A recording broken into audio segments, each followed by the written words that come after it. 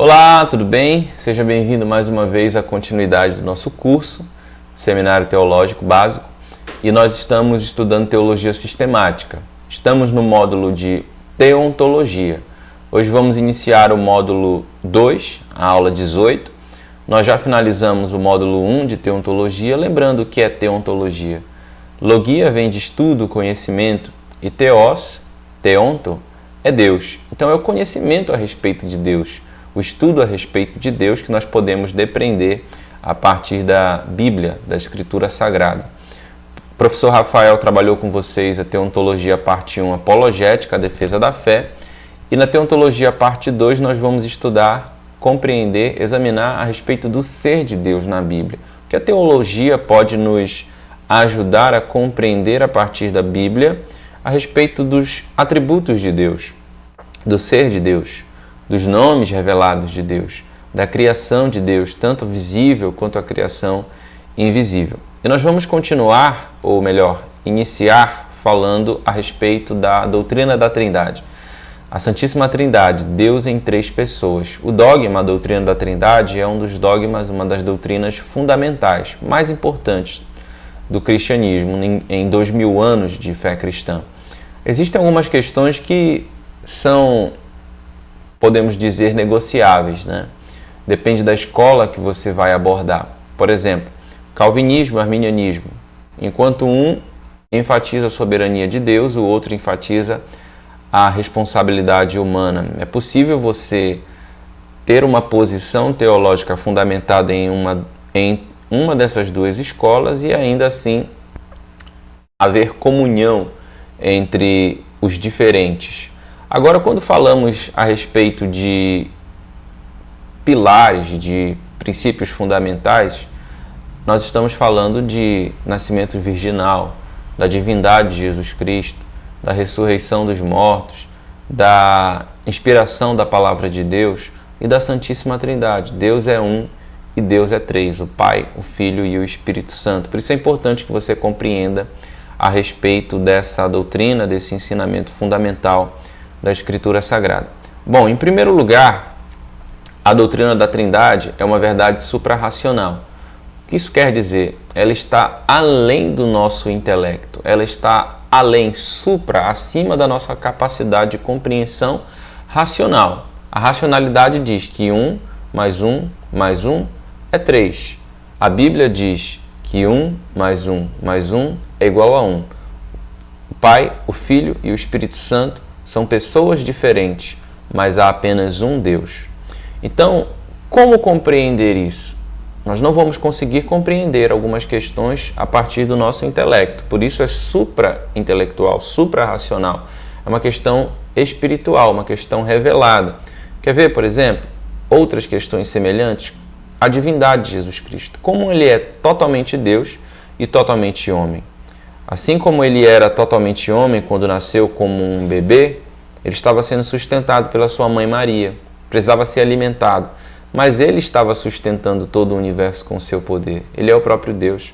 Ele morreu na cruz como um homem. Mas Deus é eterno, Deus nunca morre.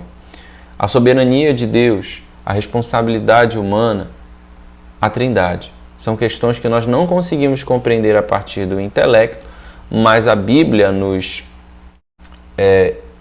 ordena, a Bíblia nos ensina, a Bíblia nos impulsiona a crer nessas verdades como verdades reveladas. É um mistério que transcende a compreensão humana e você não vai encontrar o termo Trindade mencionado nas Escrituras Sagradas.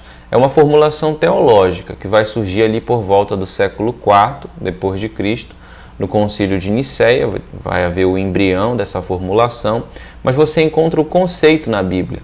Então, o que é teologia? Teologia é você organizar as informações que são reveladas. Você não vai encontrar informações como milênio, você não vai encontrar palavras como palavras como milênio, como trindade e outras questões. Mas a teologia vai se ocupar de ver esses dados, organizá-los de forma didática, de forma racional, de forma compreensível.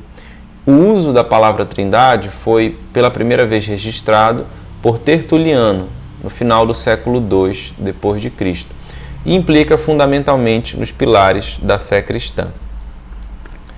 Vamos passar para o próximo slide. Esse. Bom, essa ilustração nos ajuda a compreender muito bem como seria a ideia revelada da Trindade na Bíblia. Pai não é o Filho não é o Espírito Santo e o Espírito Santo não é o Pai. Veja, são pessoas diferentes, personalidades diferentes, são seres diferentes. O Pai não é o Filho não é o Espírito Santo não é o Pai. Entretanto, o Pai é Deus, o Filho é Deus, o Espírito Santo é Deus. Não são três deuses, há um só Deus, mas existem três pessoas que fazem parte dessa Trindade. Então, quais são as três premissas, as três verdades fundamentais que conceituam a doutrina da Trindade na teologia sistemática a partir da Bíblia? 3. Eu quero que você repita comigo. Há um só Deus. Vamos lá. Deus é três pessoas. Cada pessoa da Trindade é plenamente Deus. Há um só Deus. Deus é três pessoas. E cada pessoa da Trindade é plenamente Deus.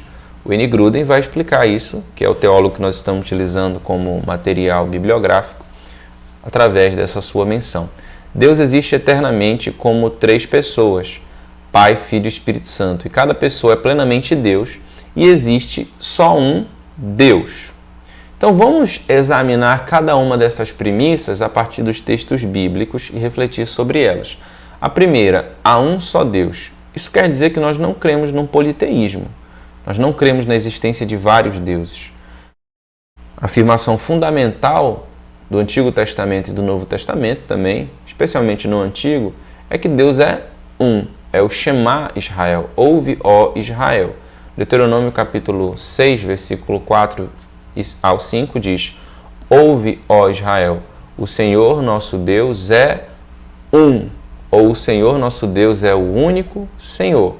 A ênfase contra a idolatria, contra o politeísmo, sempre foi uma marcação proeminente nos textos dos profetas e também nos textos narrativos do Antigo Testamento. Tanto é fato que o cativeiro foi uma das razões que levou o povo ao exílio, né? A idolatria foi uma das razões que levou o povo ao exílio. Você não vê mais registros de idolatria nas páginas da Bíblia depois do retorno do cativeiro. Então há uma ênfase muito forte na revelação de que há um só Deus. Isaías 45:5 diz assim: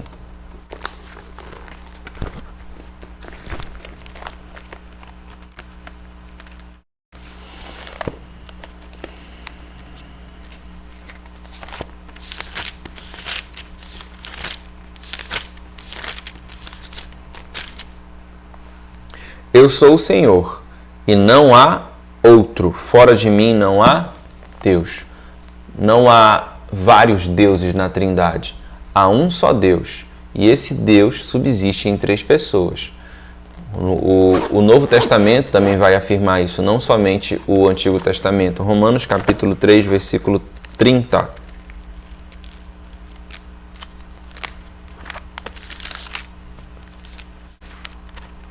Se Deus é um só que justifica pela fé a circuncisão e por meio da fé a incircuncisão, anulamos, pois, a lei pela fé? Ele afirma que Deus é um só. Mas não somente Deus é um só, Deus é três pessoas. Veja comigo, por exemplo, um dos textos fundamentais a respeito da existência das três pessoas da Trindade. O batismo do Senhor Jesus Cristo.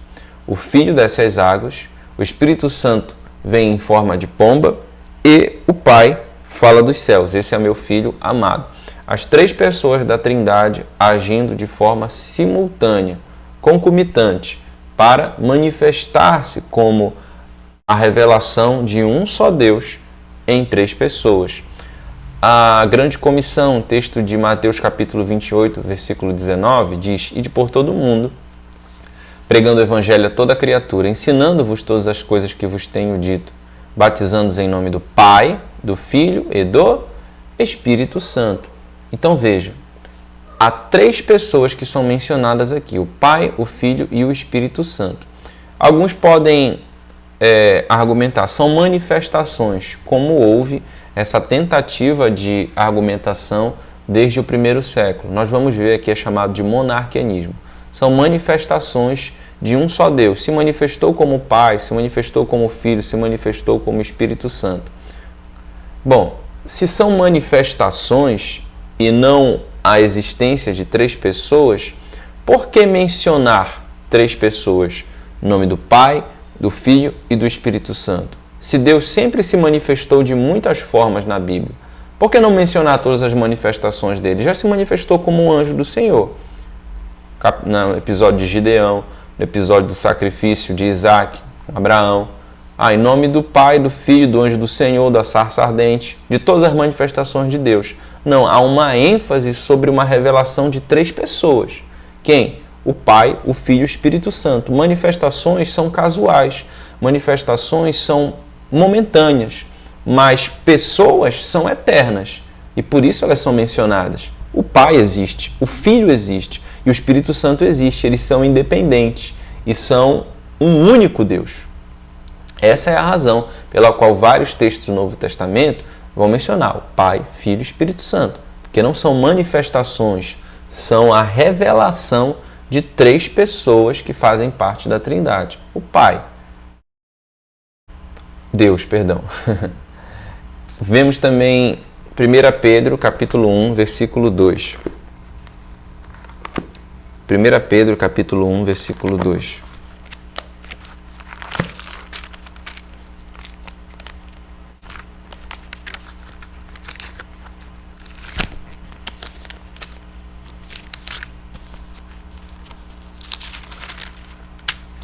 Pedro, apóstolo de Jesus Cristo, aos estrangeiros dispersos no Ponto, Galácia, Capadócia, Ásia e Bitínia, eleitos segundo a presciência de Deus Pai, em santificação do Espírito, para obediência à aspersão do sangue de Jesus Cristo. Veja, 3. Eleitos pelo Pai, em santificação do Espírito, pelo sangue de Jesus Cristo. São 3 pessoas distintas, não manifestações. Também texto de Judas, capítulo 20, versículo 21.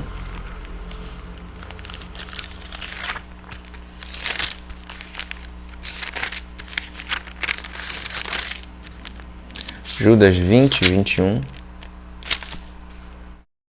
Versículo 20 e 21.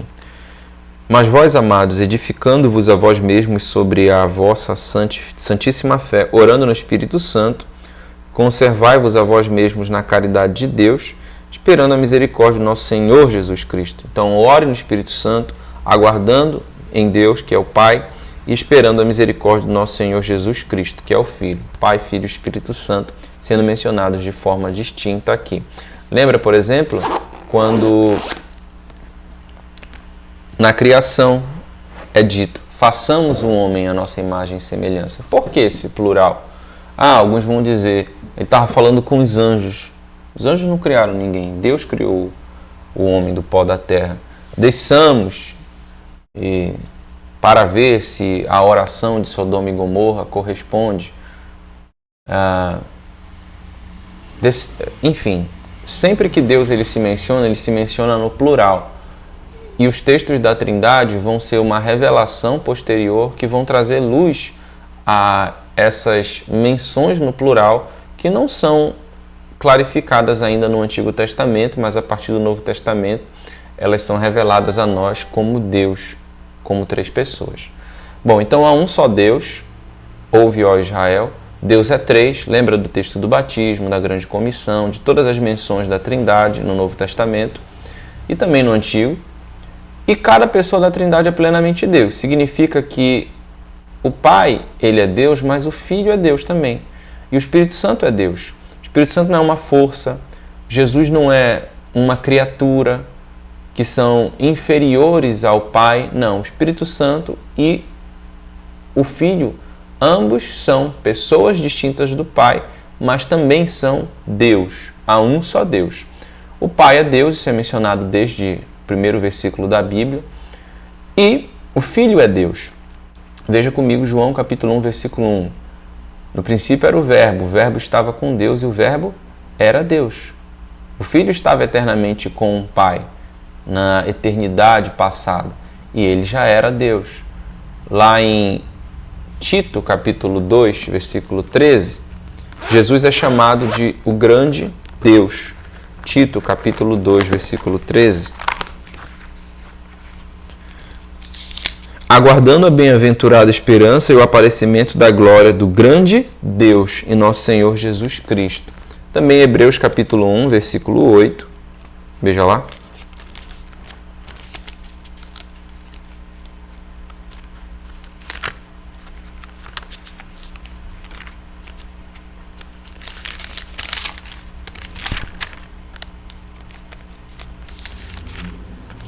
Aqui é ao vivo, por isso que demora um pouco para a gente abrir, porque não tem produção. Capítulo 1, versículo 8. Mas do Filho diz, ó Deus, o teu trono subsiste pelos séculos dos séculos, cetro de equidade é o cetro do teu reino. O teu trono, ó Deus, acerca do Filho, ele está falando. O contexto aqui do capítulo 1 de Hebreus é que o autor aos Hebreus está combatendo um culto, um possível culto que estava acontecendo a anjos, né? Ele faz uma comparação entre Jesus Cristo e os anjos, dizendo: a qual dos anjos foi dito isso? A qual dos anjos foi falado aquilo? Veja, por exemplo, o versículo 7.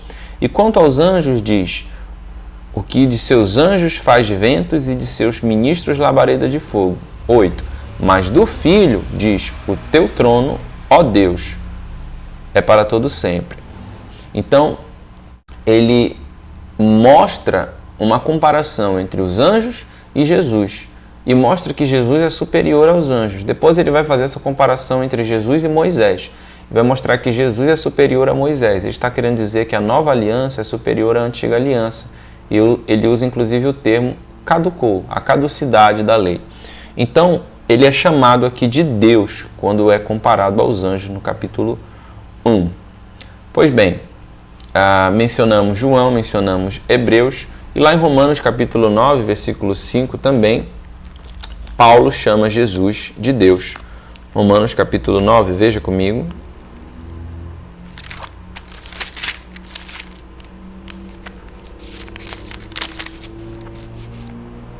Dos quais são os pais e dos quais é Cristo segundo a carne, o qual é sobre todos, Deus bendito eternamente. Amém. Está falando da nação de Israel e ele diz que deles vêm as promessas, o culto, os oráculos de Deus, e deles descende Cristo, né? Dos quais são os pais e dos quais é Cristo segundo a carne. E aí é o que ele chama de Jesus, o qual é sobre todos, Deus bendito eternamente. Amém. Então, o Pai é Deus, o Filho é Deus, mas o Espírito Santo também é Deus. Ele não é uma força, um poder. Atos capítulo 5, versículo 3 e 4, não precisa abrir. Você conhece o episódio em que Ananias e Safira, eles mentem a Pedro. E ali mentindo, Pedro diz a eles: vocês mentiram ao Espírito Santo. E mais, acho que no próximo versículo é dito: vocês não mentiram a homens, mas mentiram a Deus. Então, mentir ao Espírito Santo é mentir ao próprio Deus. Salmos 139, versículo 7 ao 8.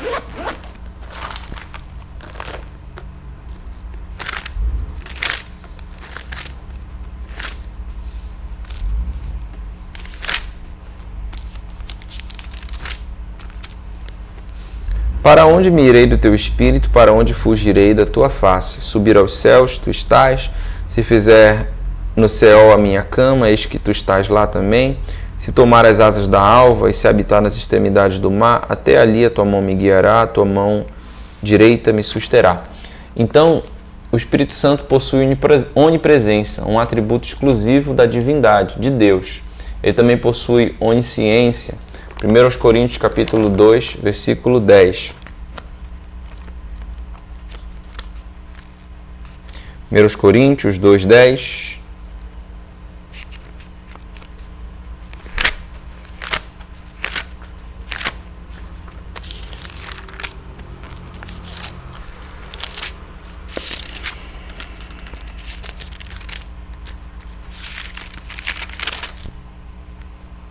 Mas Deus nolas revelou pelo seu Espírito, porque o Espírito penetra todas as coisas, ainda as profundezas de Deus. O Espírito penetra todas as coisas, ainda ou até as profundezas de Deus. Ele tem onisciência, conhecimento absoluto de todas as coisas, algo que somente Deus pode ter, tanto como a onipresença. Ele também possui onipotência. Romanos capítulo 15.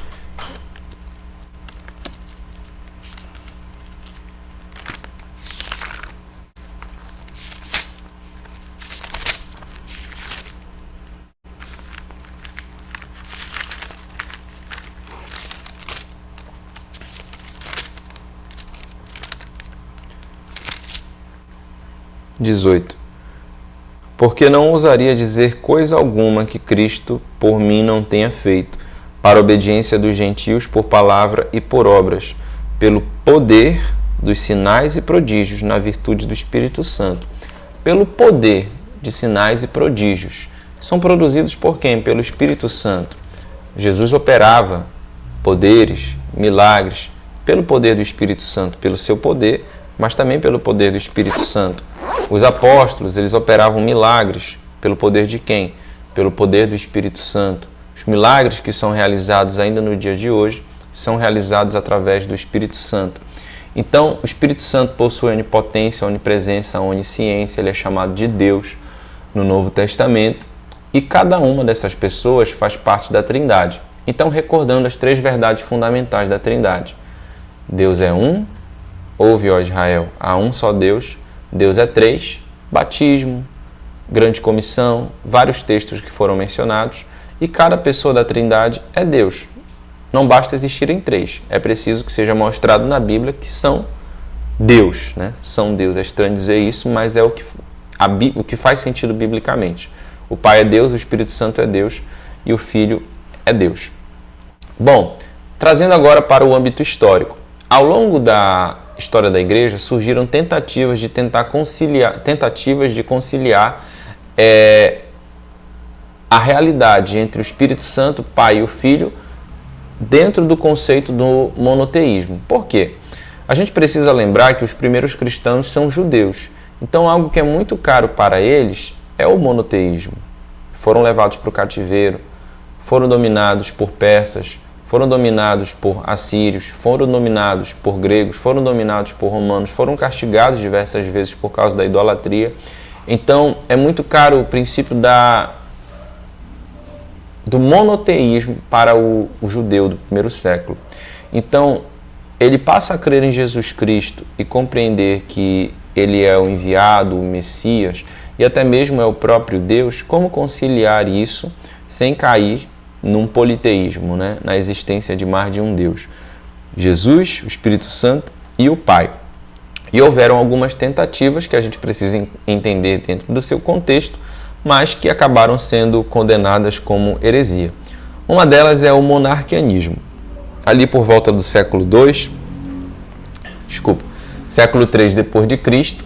O que é o monarquianismo? Vem da palavra monarca.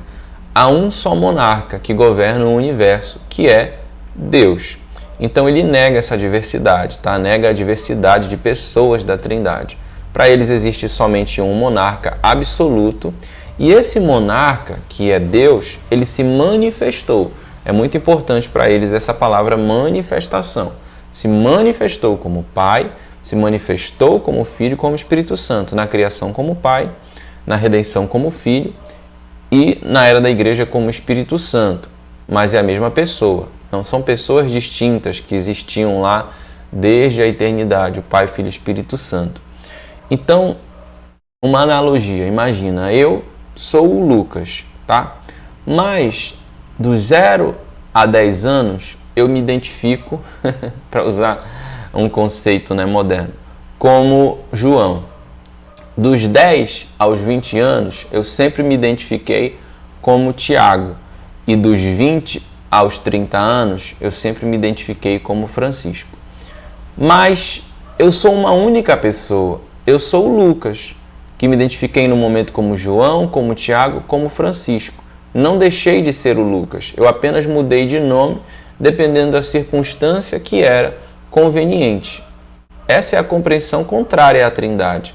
A Trindade diz o seguinte: não, existe o Lucas, existe o João e existe o Tiago.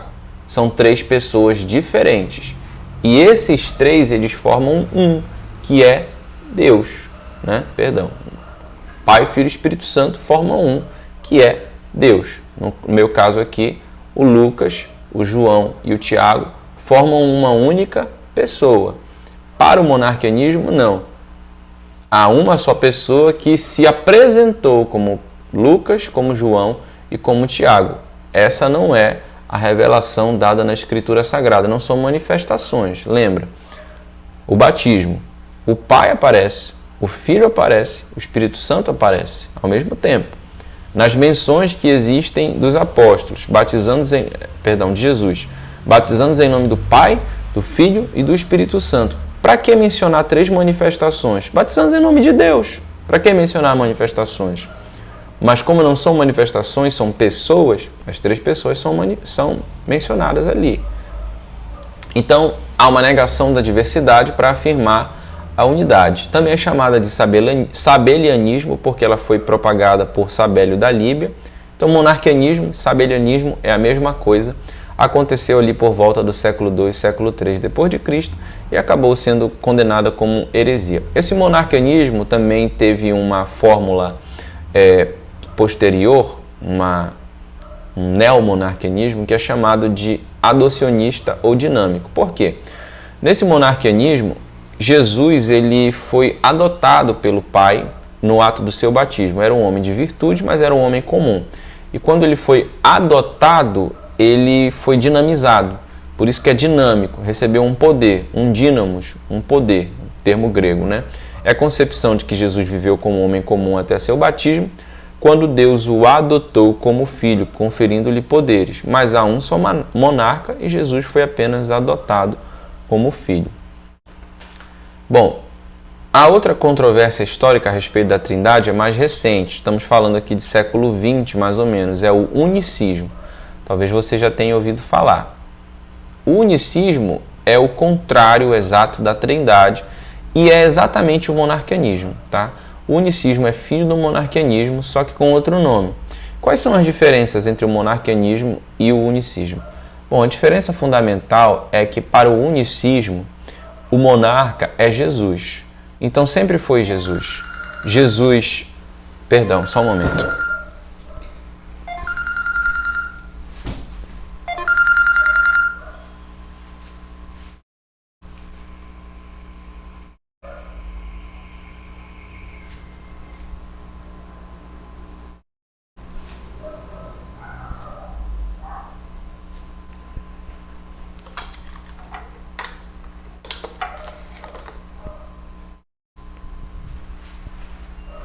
Voltei.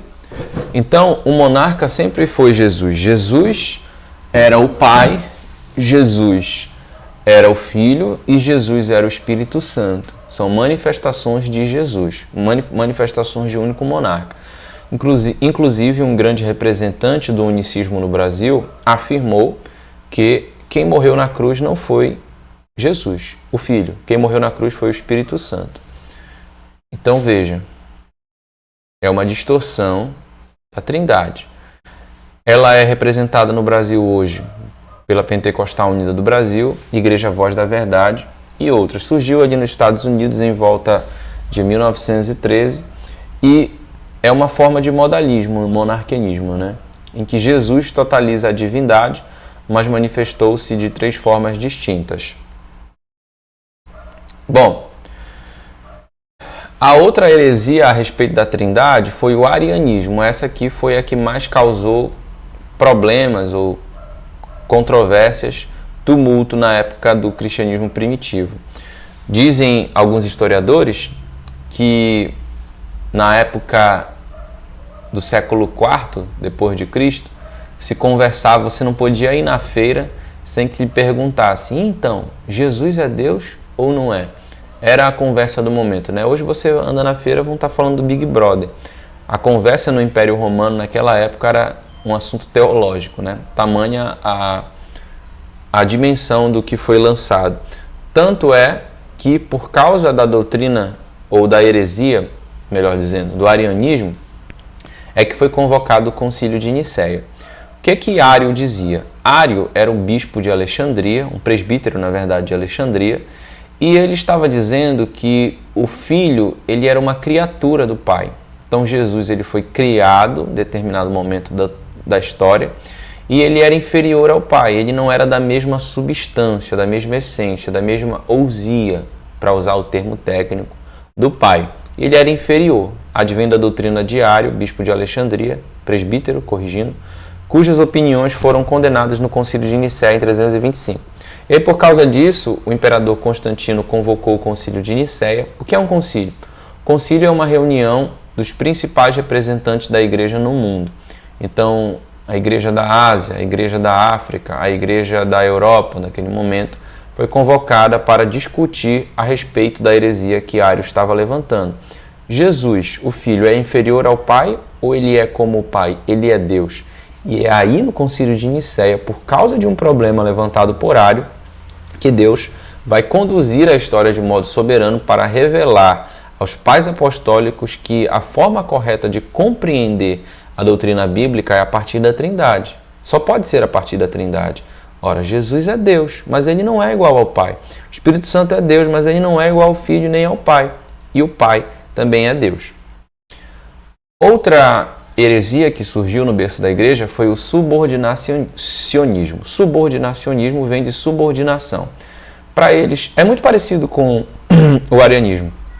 O Filho é Deus, mas ele é inferior e subordinado ao Pai. Então, ele até é Deus, diferente do que diz Ário, né? Mas ele é inferior, tem uma subordinação dele ao Pai. Bom, é necessário fazer um parêntese aqui, porque até mesmo dentro da forma tradicional de nós enxergarmos ortodoxa a fé, há em algum nível uma subordinação do filho ao pai. Mas há uma diferença entre subordinação ontológica e subordinação econômica.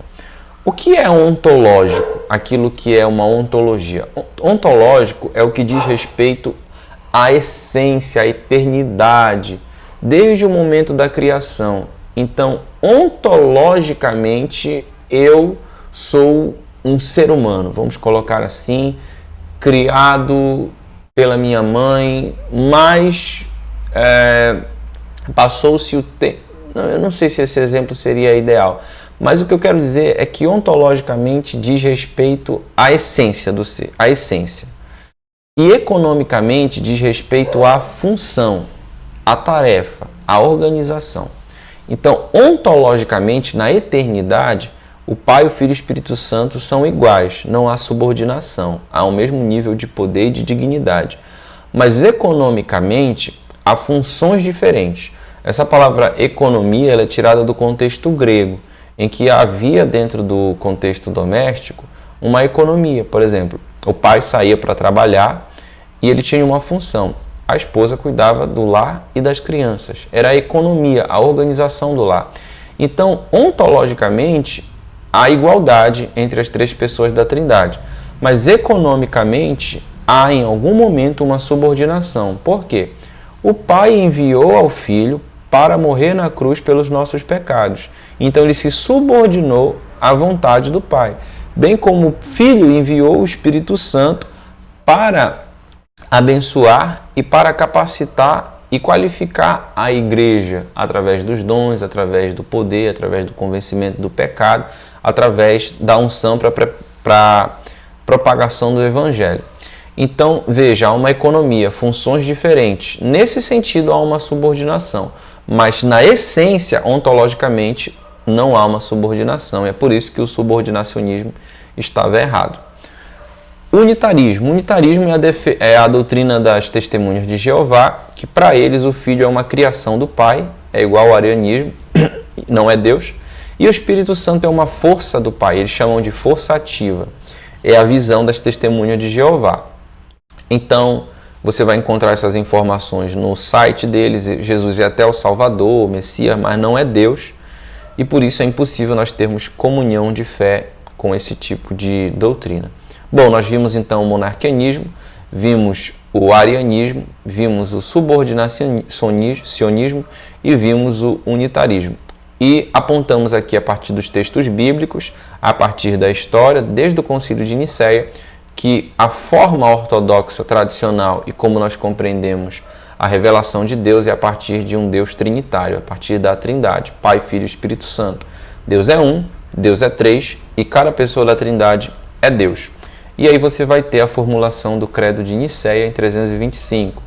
Nós cremos em um Deus, o Pai Todo-Poderoso, Criador de todas as coisas, visíveis e invisíveis, e em um Senhor Jesus Cristo, o Filho de Deus, o unigênito do Pai, da substância do Pai, Deus de Deus, luz de luz, verdadeiro Deus de verdadeiro Deus, gerado, não criado, sendo de uma só substância, ou seja, essência, mesma forma, mesmo poder com o Pai, pelo qual todas as coisas foram feitas, tanto nos céus quanto na terra, o qual por nós homens e por nossa salvação desceu, encarnou e foi feito homem. Sofreu e no terceiro dia levantou-se novamente, ascendendo aos céus, e voltará novamente para julgar vivos e mortos.